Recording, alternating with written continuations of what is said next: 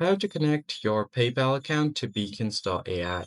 In this video, I'll show you guys how you can easily connect PayPal to Beacons. So first thing you have to do is go to your Beacons.ai and just go to your link. Now you just need to make sure that you are logged into your account. All you have to do now is scroll down and find the profile icon at the bottom left corner. Then the pop-up will appear on your screen. From this pop-up, select Settings. Now you should be able to see your username, your email, and your password. Find the Payments tab on the left side.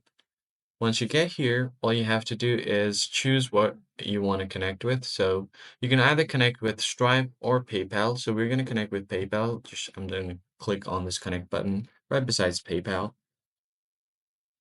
And you're just going to have to log into your PayPal account to connect with it.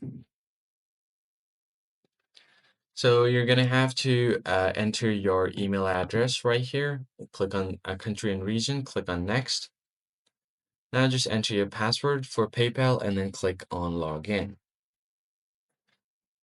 You could get a text message or an email. I'm going to continue with email to verify. So let's give it another try. It seems like something is wrong with the servers right now. That's why it's not giving me the code. So what I'm going to do is click on login again and try again.